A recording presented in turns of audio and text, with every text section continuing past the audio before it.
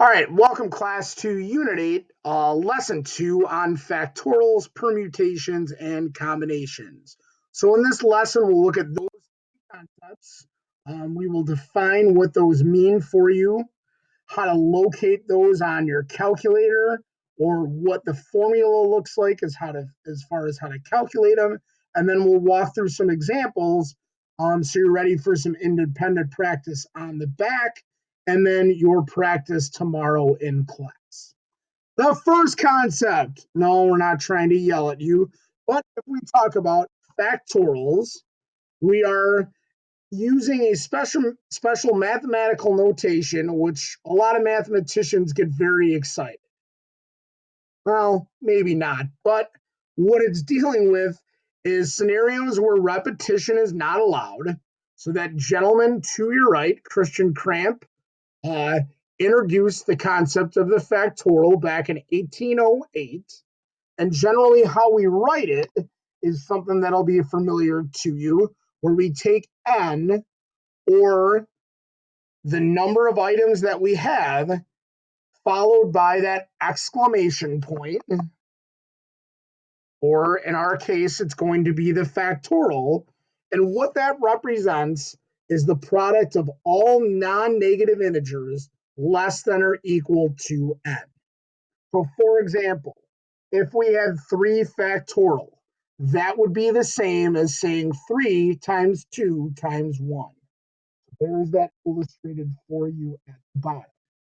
So the first thing we're going to look at or ask you to do is how would we rewrite the factorial and determine its value. So if we have 4 factorial, we would want you to represent, or know that represents, also 4 times 3 times 2 times 1. Likewise, if we gave you 4 times 3 times 2 times 1, you should recognize that you could rewrite that product as 4 factorial. Either way, if we calculate that value, we should come up with an answer of 24. Now, there are some special factorial cases. Just like when we looked at exponent rules back in first semester, when we raise something to the 0 power, the same thing happens here. If I have a 0 factorial, I'm going to represent that not by 0, but by 1. Same thing with 1 factorial, that will be 1 as well. All right. So now, if somebody asks you to calculate 50 factorial, I don't think we'd want you to write that out, which would be 50 times 49 times 48, so on and so on. So there's a way we can do that a lot quicker, and that's by using our calculator. But right now, you should pause the video, take a look for a button on your calculator that has n factorial, or that n exclamation point. If you're using a TI-84 calculator, which is the recommended calculator for this class, you should be able to press the math button, arrow over to the fourth one, which is PROB, or probability, and then go down 4, and that's where you find the factorial. And then you can practice typing in 50 factorial or any number factorial, and that would calculate it rather than writing it out. Okay, so let's look at applying this concept. So the scenario that we're given here says a student's daily schedule includes Math 3, Junior English, Physics, U.S. History, Spanish, Study Hall, and Outdoor Education.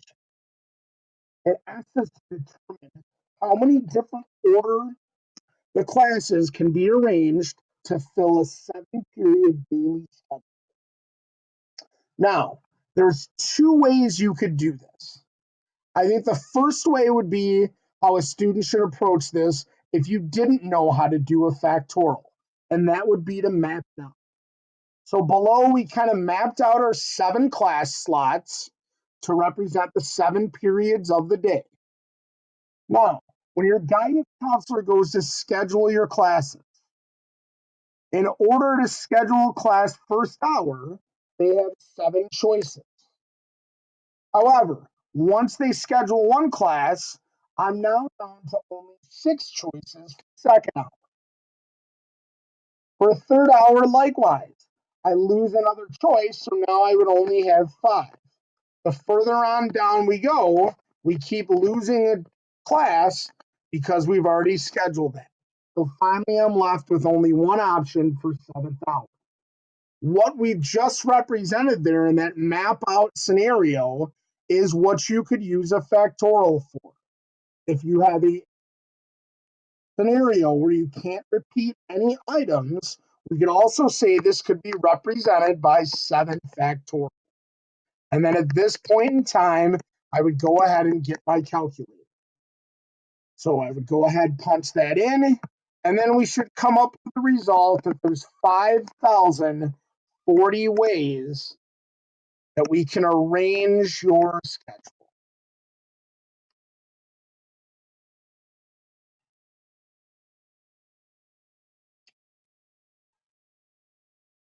All right, concept number 2, and that's permutation. Essentially, what we just did there is a permutation. Okay, so all factorial problems are really permutation problems. Because what a permutation does is take an ordered arrangement of items without repeating, and that's what we call a permutation. So the key thing in determining permutation is order matters. So these will all be scenarios where the order is going to matter. So runners running a race that can finish in first, second, or third. People being elected to specific offices. Creating a password. Creating a license plate. All scenarios where the order is going to matter. All right. A permutation can be represented in a number of different ways. Essentially, what a permutation is trying to do is take a collection of items or a total number of items and narrow them down into a smaller group in most cases in a non-repeating order. Just like the factorial, we can go ahead and find a permutation on our calculator by looking for a button that's NPR. Again, in the TI-84, you'll need to hit that math button, arrow over to the probability menu, and then select that NPR. Now, there's a formula here, though, that we could also use to calculate a permutation. Because, like we said, essentially a factorial problem is a permutation problem. And what that does in this formula, it just takes the total number of items in our collection and divides them by that total subtracted by the number of elements that we're interested in selecting. Let's take a look at an example. So we're going to kind of illustrate this problem of a permutation starting with the tree diagram to kind of make that connection. Here in our tree diagram, we have a scenario where we have Gwen, Josh, Miguel, and Khalil running for student council president and vice president. And it wants us to determine the number of possible outcomes. So somebody kind of drew the tree diagram for us here. So here we can see we have 5 options for president. But then once we make our selection, we've got 4 options then left to be the vice president. So we can either count those scenarios with our tree diagram, or we can use our fundamental counting principle to say I have 5 choices for president times 4 choices for vice president. So 5 times 4, and that's where we're getting 20 possible outcomes. We didn't know it at the time when we did these tree diagrams, but really this problem is a permutation. So how do we know it's a permutation? Well, couple things. So we've got a total or a collection of 5 candidates running for office. However, what we want to do with those 5 candidates is order them or permute them into 2 positions, which would be the president and the vice president. So our permutation we would write as 5 permute 2, because that's what we're doing. We're taking 5 candidates permuted to 2 ordered slots. Or if we want to use the formula for this one, we could say we have 5 factorial, because again, we've got 5 candidates, but then we need to divide that by our 5 candidates minus those 2 spots factorial. So we'll kind of illustrate how this plays out using the factorial here. So first of all, 5 minus 2 would be 3. So we've got 5 factorials divided by 3. Or we can represent that as 5 times 4 times 3 times 2 times 1. And then our 3 factorial would be 3 times 2 times 1. As we can see here, as we've talked about this semester and all year, anything divided by itself is just 1. So those things are going to cancel.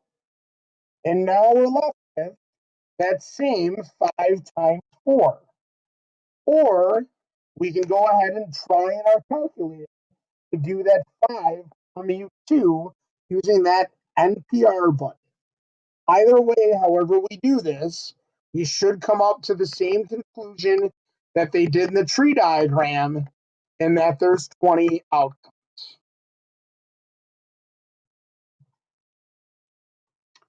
All right. So the next few, they haven't done any diagrams for us. The first example here, they say there are 7 runners in a race. How many different ways can the runners finish first, second, and third place? So the key here again, I want to know how many competitors I'm starting with. So that's kind of my total for my N. And then I want to know, how do I want to order them? In this case, they want me to order them in first, second, or third. So our permutation we would write as 7 runners permuted to 3 spots. Or again, we could illustrate this using our formula. We've got 7 total, so a 7 factorial, but then we need to divide that by 7 minus 3 factorial. So now we could take 7 factorial divided by a 4 factorial. Then this is where we would get our calculator. Either way, however I type this in, we should come up with 210 possible outcomes.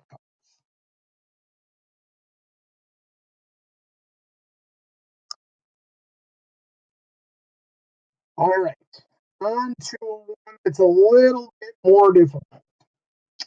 So here we're creating a license plate. And it says we're creating this license plate by using 3 letters followed by 4 digits, but repetition of letters or digits is not allowed. So that's a key distinction here. Repetition, not allowed. So that means anytime I use a letter or a number, I can't use that again. It says determine the number of possible license plates. Just like the schedule problem, this might be a problem that you would want to map out to solve. So we kind of mapped out 7 slots for license plate. The first 3 are letters, next 4 are digits. When I go to pick my first letter, I've got 26 choices. However, once I pick one, I can't use it again. So in my second letter slot, I now only have 25 choices. And then once you pick another one, I can't use it again. So now for my third letter slot, I now only have 24. Now we move on to our digits.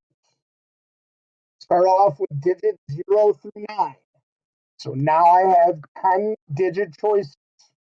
But again, once I use one, I'm not allowed to repeat it. So for my second number choice, I only have 9. Same thing, we can't repeat. So for the third choice, we only have 8. And then for the fourth choice, we have 7. So that would calculate on this multiplication problem, would calculate the number of possible license plates. However, we can use a permutation to do the same thing. So for the letters, again, I have 26 choices permuted to 3 spots. But now I need to multiply that by the 10-digit choices I have permuted to 4 spots. Then we would get the calculator. Go ahead, type these in. Either way you set it up. And we should get that there are 78,624,000 possible license plates.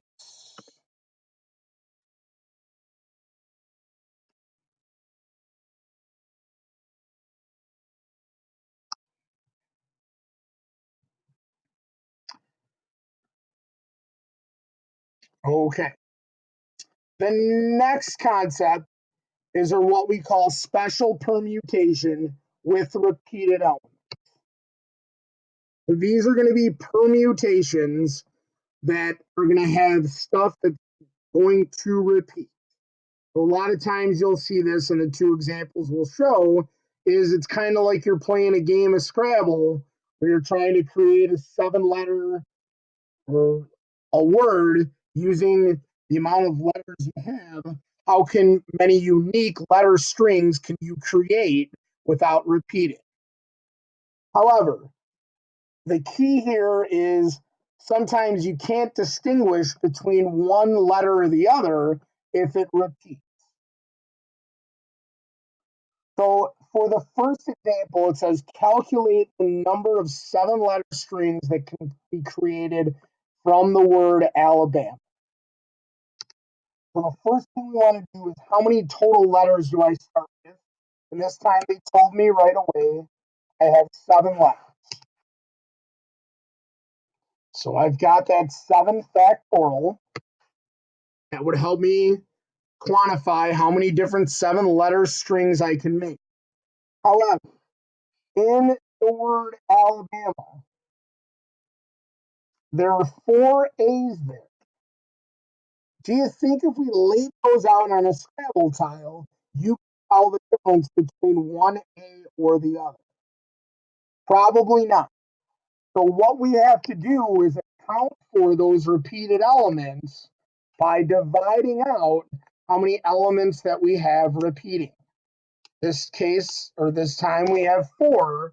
I need to take that 7 and divide it by 4. So I'm taking the total divided by the number of repeated elements. Now I would get my calculator, and we should come up with a value of 210 strings that we could make from those 7 letters. All right, the next one says find the number of distinguishable permutations of the word Arkansas.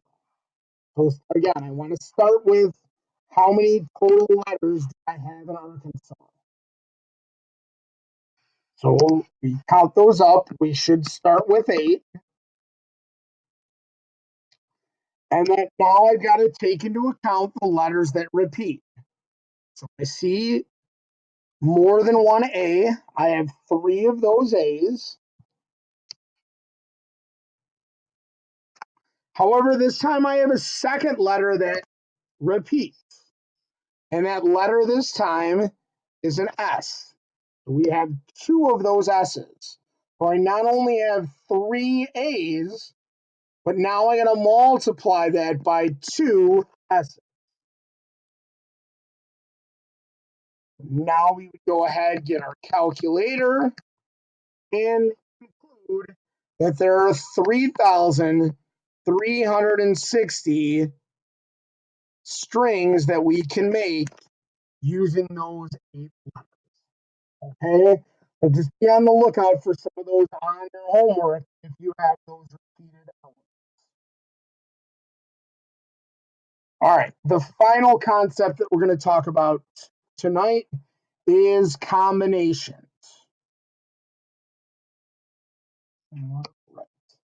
What a combination is now we're looking at an unordered collection of items. So here, order does not matter.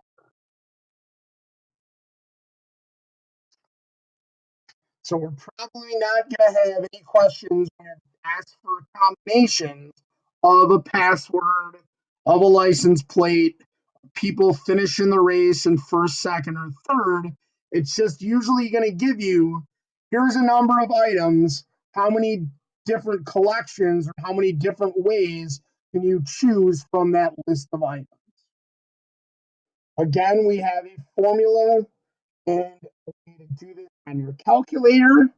So this time you're going to look for a button that says NCR on the calculator. So again, you get that math button, arrow over to probability, and then scroll down to NCR. We have our formula, which looks a little bit like our permutation, but notice this time, not only are we taking the total number of items that we have, minus those number of spots, but then we're multiplying by those number of spots again. Okay? All right. So let's kind of take a look at how a combination is different than a permutation. Well, the first scenario, it says there are 15 members of the garden club. They need to form a 5-person committee for the spring gala. How many different ways can the committee be formed? All right. First thing again, I've got my 15 members, and we want to choose 5. So we're going to start with 15,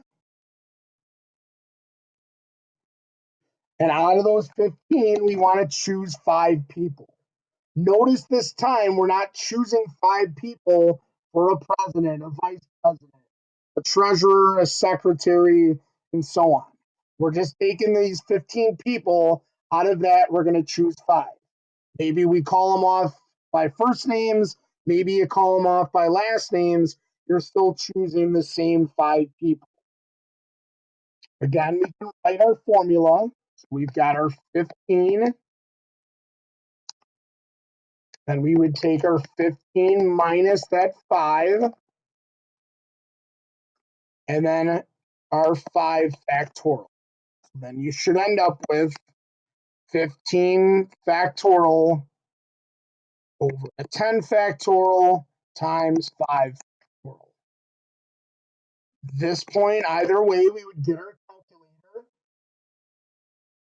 And we should find out that there are 3,003 ways that we can choose 5 people for this committee. All right.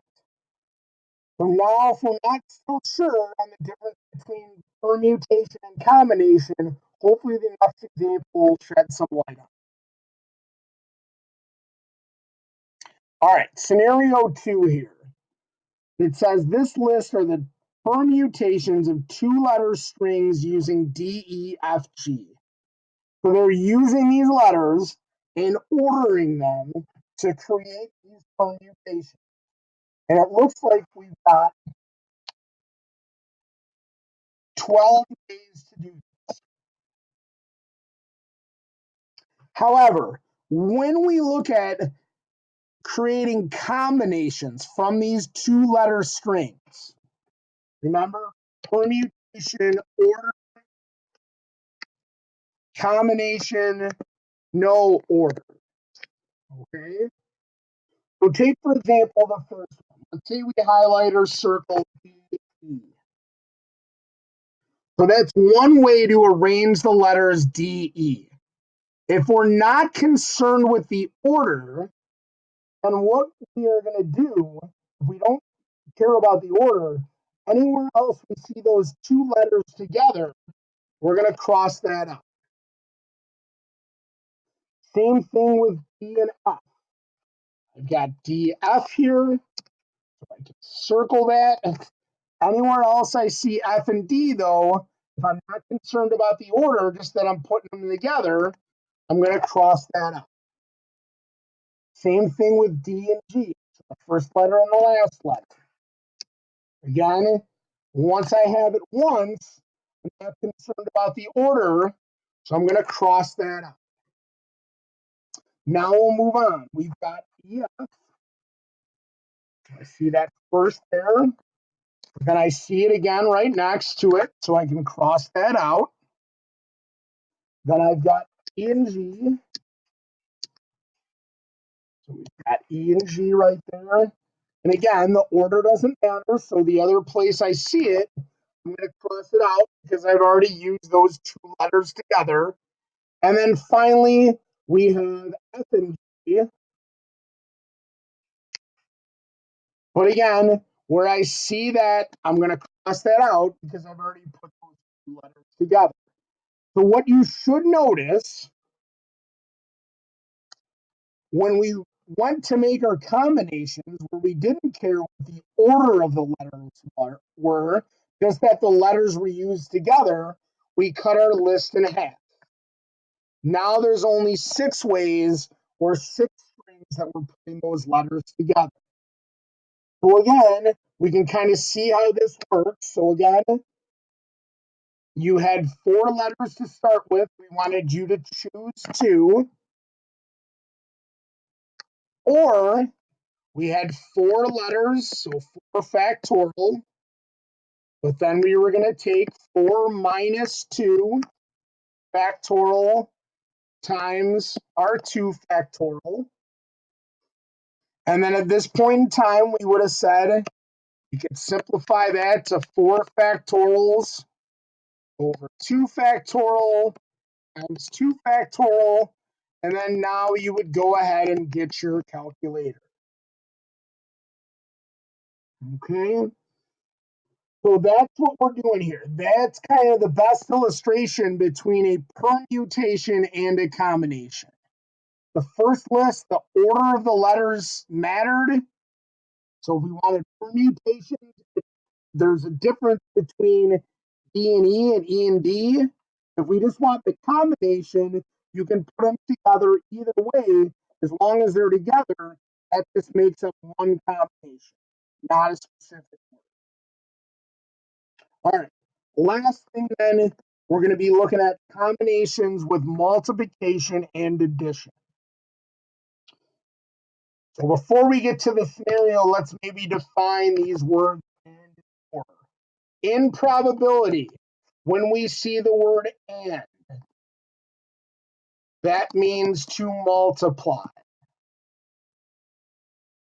If you see the word or, that means we're going to use the operation of adding or addition. Okay, so and means to multiply, or means to add. All right, so the scenario says in 2018, Netflix released new content. The new releases consisted of 12 comedies, 8 action, 7 drama, 5 suspense, and 9 family movies. We do a quick count here between 12, 8, 7, 5, 9. That's a total of 41 movies. So anytime they give you these scenarios, probably a good idea to get the total because you may or may not need it in the following questions. So the first scenario says you want to stream exactly 2 comedies and let's highlight that word and 3 family movies over the weekend. How many different combinations can you stream? Okay, I'll make that color there. So we're going to have 2 combinations here tied together with that and, which is telling us to multiply. Okay, so the first scenario, it says we want to stream 2 comedies. So there are 12 comedies I have to choose from, but we only want to select 2. So 12 choose 2. But we want to also stream 3 family movies. So there's 9 of those family movies, but we just want to choose 3. So here in this scenario, we've got 12 choose 2 and 9 choose 3. Or 12 choose 2 times 9 choose 3. So here we would get our calculator, punch that in, and then we should conclude that there are 5,544 ways to stream 2 comedies and 3 family movies.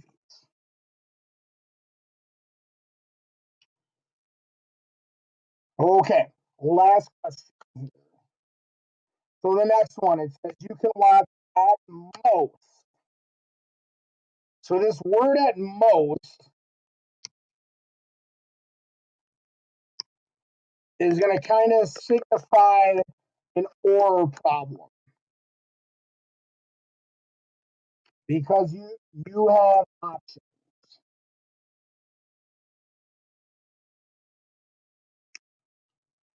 Okay, so it says you can watch most 2 movies on your cross country flight. So it says how many movie combinations can you watch? So this is where we're going to have to use the total. So in scenario number 1 on this flight, out of the 41 movies, you're choosing to watch 2. However, what if you get kind of bored and want to move on to something else and you only want to watch 1 movie? Because I really only have time at most for 2, so I could only watch 1. So I've got to take into account that scenario. So, or I might choose out of the 41 just to watch 1 movie. Now there's one more scenario though. What happens if I don't have any data left on my device or I'm not getting any Wi-Fi? So God forbid we can't let that happen. But if it does, what if we choose or don't watch any movies? So we've got to take into account that we've got 41 movies on our device, but we're choosing or can't watch any of them. We've got to take that into account. So now we would get our calculator. We've got our 3 options typed in. This time because it's an or problem, because of that at most, we're going to be doing addition. After we type that in, we should find that there are 862 ways to watch those 41 movies. Okay. The last part then, this is independent practice for you guys to complete and have us check together in class tomorrow. So you may want to make some notes on permutations that you can have up here to reference versus combinations. So what we want you to do is state whether each question can be answered using either a permutation, where the order matters, or a combination where the order doesn't matter. Then write the appropriate permutation or combination that would answer the question. I'll get you started on the first one. It says, using a standard deck of 52 cards, how many 5-card hands can be dealt? Okay, well, first things first, I've got 52 cards, and then we're breaking it down into 5-card hands. If anybody's played cards before, there's a number of ways that cards can be dealt. You can deal them in ones, you can deal them in threes, you can deal them in twos. I could give you all 5 cards at once. So do you think in this situation that the order matters? I would say no. So if order doesn't matter, then what we should be setting up is a combination problem. So I figure I need to use a combination. So then I figure out I have 52 total cards. I'm choosing 5. So my combination would be 52, choose 5. All right. There's 5 for you to try. So again, figure out whether the order matters. If it does, then it's a permutation. If it doesn't, then it's a combination. All right. If you have any questions, we'll see you in class tomorrow. Have a good night.